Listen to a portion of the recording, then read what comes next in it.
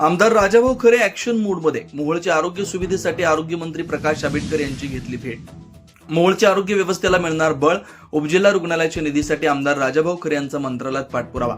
रुग्णांचे हाल थांबणार. मोहोळमध्ये सुसज्ज उपजिल्हा रुग्णालय उभारण्यासाठी आमदार राजाभाऊ खरे यांच्या आरोग्यमंत्र्यांकडे आग्रही मागणी. ही बातमी संकलित केली आहे तडका न्यूज मराठी चॅनलनं. आपल्या भागातील ठळक राजकीय, सामाजिक, धार्मिक घडामोडी पाहण्यासाठी पाहत राहा तडका न्यूज मराठी. मोहोळ मतदारसंघातील जनतेला दर्जेदार आरोग्य सुविधा मिळाव्यात यासाठी आमदार राजाभाऊ खरे यांनी आज राज्याचे आरोग्यमंत्री श्री प्रकाश आंबेडकर यांची विशेष भेट घेतली.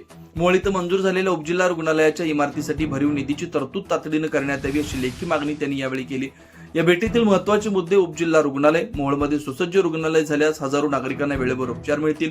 ग्रामीण समस्या. ग्रामीण भागातील अपुरी आरोग्य यंत्रणा आणि डॉक्टरांच्या कमतरतेबाबत मंत्र्यांना अवगत केलं. आर्थिक दिलासा. अत्याधुनिक सुविधा उपलब्ध झाल्यास गोरगरीब रुग्णांना सोलापूर किंवा इतर मोठ्या शहरात जाण्याचा आर्थिक फटका बसणार नाही. आरोग्यमंत्री प्रकाश आंबेडकर यांनी या मागणीच्या गांभीर्याने दखल घेत सकारात्मक निर्णय घेण्याचं आश्वासन दिलं.